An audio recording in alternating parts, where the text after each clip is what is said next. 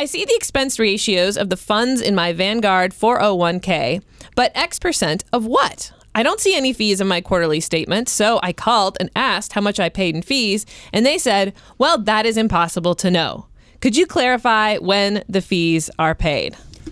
Well, hello, Josh, and that's a great question. The expense ratio is the percentage of assets the fund company is going to keep to run the fund. They use it to pay the manager, operation, marketing, annual reports, and stuff like that. It is a percentage of your investment.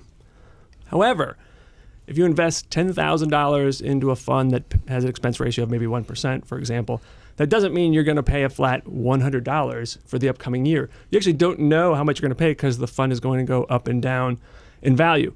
To get a little insight into the logistics of actually how this works, I actually got some insight from the very sharp Greg Haygood of Motley Funds. Essentially, I'm going to give you a simplified version. Essentially, every day, a proportion of the fund's estimated annual expenses are taken out of the assets every day. So think of it as like the fund company estimates we need this much to cover our expenses. We're going to take 1/365th of that out of the assets of the fund every day. And then they calculate the NAV of the fund, which is the net asset value. That's kind of the share price of a fund. You only get that once a day after the market is closed. And one of the reasons why you can only get that value once a day is because the fund has to do sort of all these shenanigans in terms of accounting for expenses and the dividends that come in and the changes in the values of the investments. But not bad shenanigans. No, good shenanigans. Good nanigans. Something like that. Anyways, but so you don't really know how much you're going to pay or how much you did pay. But that's how it works. Since you brought up your 401k, Josh, it is also important to know that you could look at Vanguard's website, for example, and see an expense ratio on their fund of 0.2%. But then look in your 401k and see expense ratio of 0.5%. It's higher.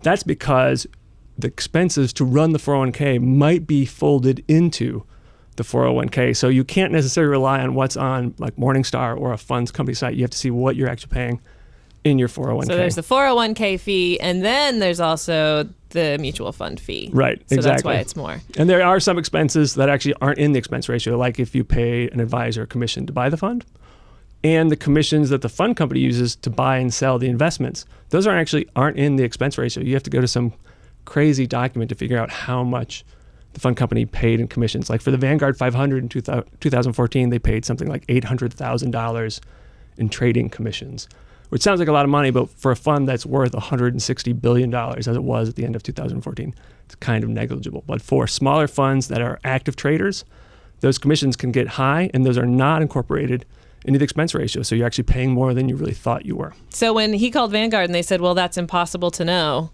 they were kind of right? They were kind of right because they don't keep a tally of like that 1/365th of expenses that he was particularly, that could be attributed to his investment. You don't really know. It is kind of odd when you think about it. Like you're paying for a product and you don't know how much you are going to pay. That's the way it works. That's the way it works. Cutting the cord. According to Pew Research Center, 24% of all Americans don't subscribe to cable or have like a satellite TV service like Dish TV, Dish Network or something like that. 15% are cord cutters. 9% are, I never had it anyway. And what do you think the biggest reason is for getting rid of your cable? Money. Dollar bills. Dollar bills. That's right. It's too expensive. And so today with me, I have Bo Boland. He is, are you a developer here at the Motley Fool? I am. So he's a computer coding guy, and he, along with myself, have cut the cord. Basically, we've decided to do without your typical cable service. And so we're kind of cool and hip, and we want Bro to be cool and hip just like us. So today we are going to, together, try to convince Bro to cut the cable cord. I'm open to it. We can do it. I think we can do it too. All right, so it turns out the average cable bill is about $99 a month. Does that surprise you? No, it doesn't surprise me. And as always, I would like to annualize these things. So it's $1,200 a year. After taxes, you have to earn like $1,600 a year to pay for that. So is it worth it? I don't know. It's a big chunk of change. Well, not only is it a lot of money, it also is a 39% increase from what we were paying for cable back in 2010. Why? What are we getting more of? Exactly. All right. Show's Commercials. over. We're talking into it. More commercials. I have Verizon Fios, and I know they up the amount we pay for regional sports. So maybe I'm getting more high school football than I used to get, but I don't know. All right. Well, like I said, we've cut the cord, and we want you to cut the cord too. And for our listeners, we wanted to help you figure out if cutting the cord is a good decision for you as well. So I've got a delightful 5-step process, I think. I have confidence in that 5-step process. The way you said that. I'm the expert, Robert. All right. No, yes, I totally agree with whatever you say. It's a 5-step process. And then we're going to address some of your specific concerns as well, which you have already kind of let me in on, which allowed us to do our research. Oh, I might have a surprise one. Oh, really? I don't. Right at Bo this and point. I are ready. It, Well, you it might. would surprise me too if I do. Step number 1, make sure that you can't negotiate a better deal with your cable provider before you say sayonara. This actually worked for me for like 5 years. I've heard it work for a lot of people. You just call up and complain, I'm going to quit, and they'll reduce your rate. Yeah. And then they stopped doing that.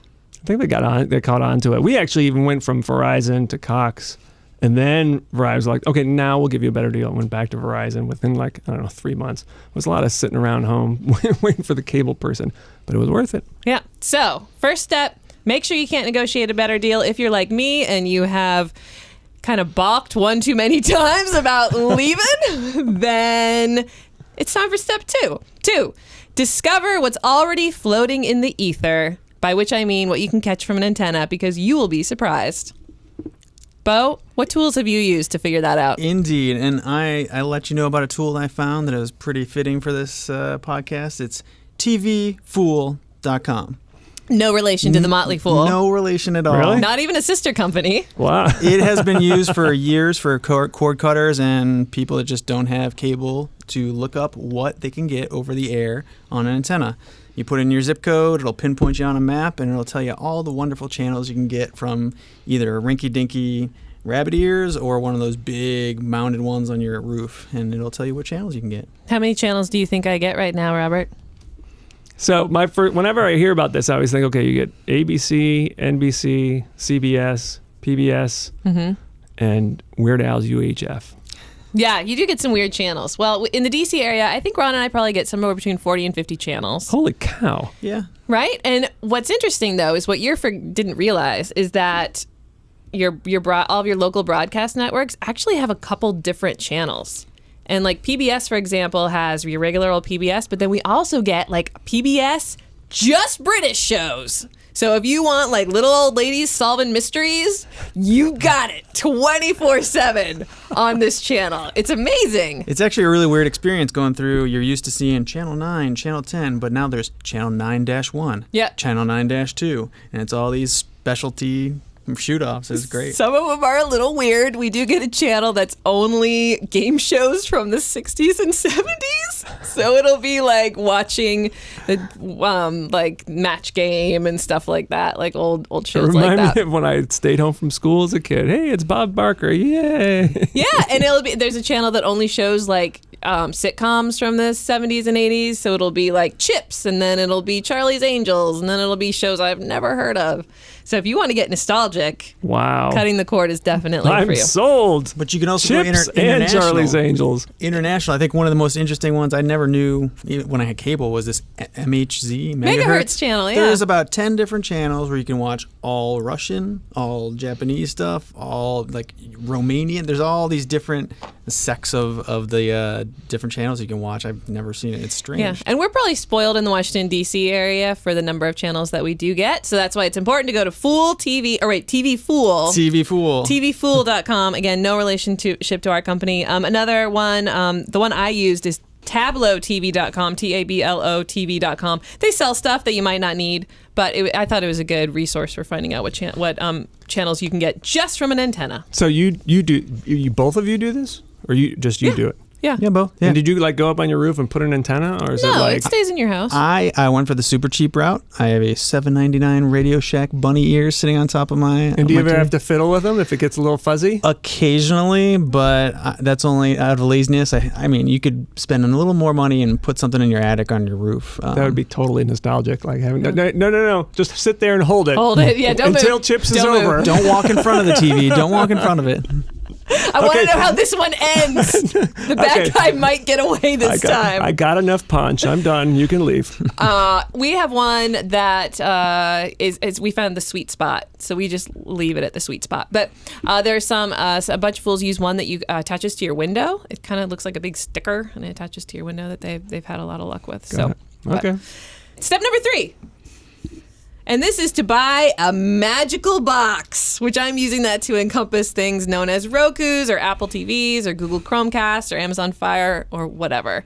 At our house, we use an Apple TV, and basically you can access it to watch different apps for different television stations and Netflix and other stuff like that. But what do you use? We use a Roku. I also have a Chromecast that I can send stuff from my laptop and things like that. And I will say, as a techie myself, the one thing that I see that the reason people aren't switching over to cutting the cord like Bro is that maybe it will take a little more technical know-how. There's a million different sources to find things from and a lot of different magic boxes you can get, and it's pretty overwhelming. Yeah, that's a And good point. an iPad won't do it. So it's the Apple TV.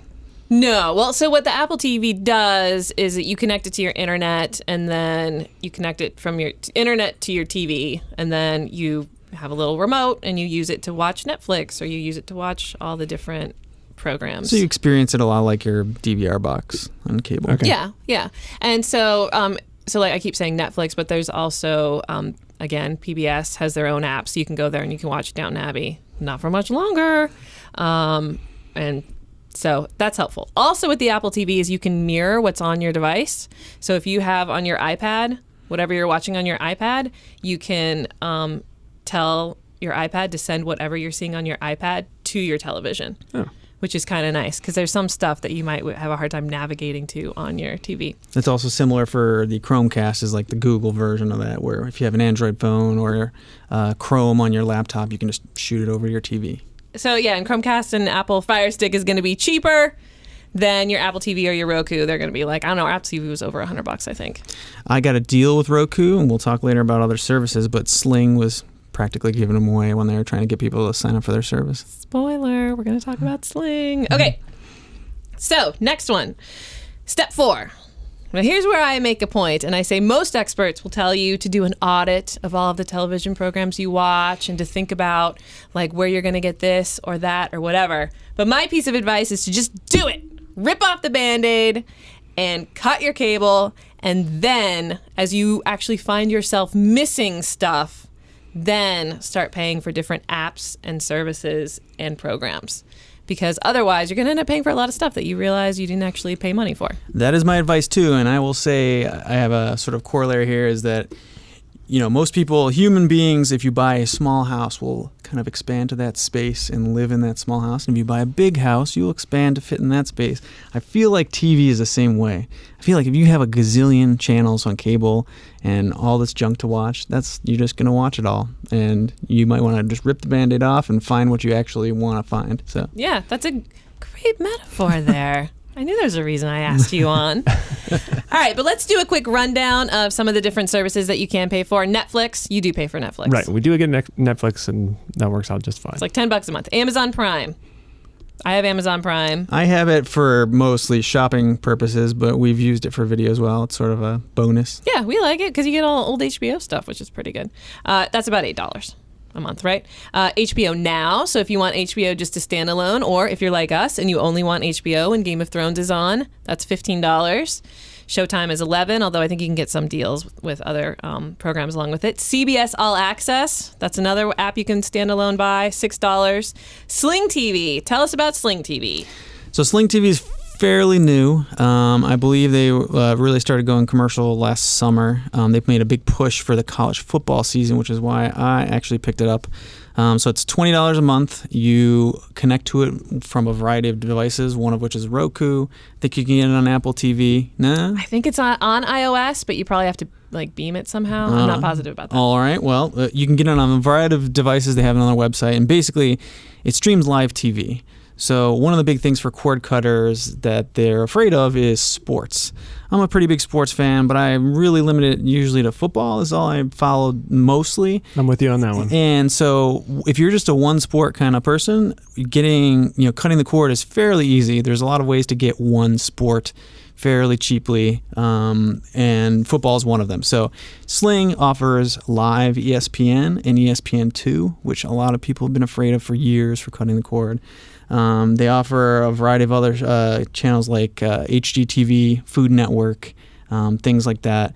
And the thing is, you have to remember, though, is that it's live TV. And so Sling isn't like your current cable subscription where you can pause it, things like that.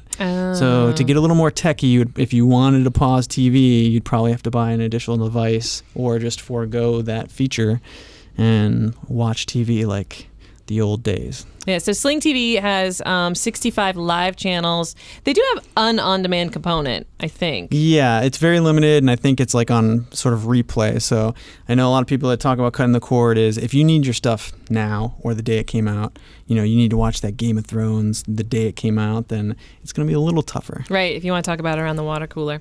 All right, other options. Hulu, that one shows a lot of television shows. That's $8 or $12 if you want no commercials. And then another option is iTunes, where if there's just one show you really want to watch, you can buy the season pass for that show. So, for example, Better Call Saul, Season 2, $24.99. It's a really good show, by the way. So don't let your kids watch it, but it's a good show. Yeah. So the reason why I'm really thinking about this, and it's my wife who's really been encouraging, is because we do have Amazon Prime, we do have Netflix, and we have cable. Yeah. But then we also started then getting to a point where we're like, oh, we missed that episode of Downton Abbey. Let's pay $1.99 to watch it on iTunes. And then once you start doing all that, you realize you're already doing it. You're already just get rid of the cable. You can already get Downton Abbey for free on Apple TV. It's on demand. That's how I watch it. Well, there we go. So that was just a rundown of some of the different services. There are many others out there. Like Bo was mentioning, for as far as sports goes, MLB, NFL, NBA, and NHL run their own streaming services, and it's typically about $11 a month. The bad news is that they tend to block local games. But in theory, you should be able to get those maybe on your local channels or some other option. I just want to throw a plug in there for MLS as well, soccer fans. Do they have their own standalone? Yeah, that's a sport in this country too, Okay, well, the article I was reading didn't talk, again, I don't care about sports ball games. So, and the article I was reading, I stole that from Day Day. The article I was reading only mentioned these, not MLS. But thank you, Rick, MLS, for you 5 fans of soccer out there. Fastest growing sport in the U.S. Good for you. And going from 1 to 5 is very fast growing. That's true. There are more soccer fans. Dozens of us. Dozens. The thing is, Allison, those jokes were really appropriate and funny about 15 years ago. It's not true anymore. I played soccer for 8 years as a kid. That's a great story, bro. Thank you. You're welcome. I'm just saying, it has been around for a while in America. I did grow up in America. I just want to make that clear. Oh, that's good. Okay. All right. Sorry. Let's move on. So the final piece of advice, step number 5, is to get better hobbies in your life and do other stuff with your time rather than just sitting and watching junky cable television channels. Bo, can I get an amen? Amen. I will go back to my metaphor and say, if you have enough junk in your life, you will fill it with junk. I used to get the NFL Sunday ticket, and then it dawned on me, look, when you have that, you just sit there all weekend watching football. And it dawned on me, I'm sitting here paying to watch other people exercise. Maybe I should get up and do some exercise myself. So yeah, one of the benefits that some of the fools around the office suggested was that they found that they had other hobbies and interests, and they would read books, and they would talk to their spouses, and they would go to fool.com and learn more about investing. So Not only does cutting the cord save you money, it also makes you a more well-rounded, interesting human being. Well, how could I not do it right now? Not guaranteed, though, however. I can't guarantee that. All right, so that's my 5-step process to cutting the cord. If that sounds harmonious to you, dear listeners, I want to tell you that you can do it. It's not that hard. I have faith in you. But there is a big but here, if you know what I'm saying. Bro, what are your concerns and how can I address them? Well, my concerns, you've addressed a lot of them already. My concerns were, number one, watching football. But if I get the local stations through this antenna, then really that's enough football for me to watch. Like, be able to watch 1 or 2 games is enough. And the Super Bowl streamed online this year for free, so it's moving in that direction. And the other sports are the Olympics, but most of that's on the normal network stuff anyhow. Breaking news was an issue, right? So we just went through Snowzilla or whatever we decided to call the last blizzard. So we were sitting there watching local news the whole time, seeing whether school's canceled. But apparently I can get my local, as long as I stand there and hold those rabbit ears all day. Yeah, you can get local news. No, you can get local news, and you will get great reception in the DC area.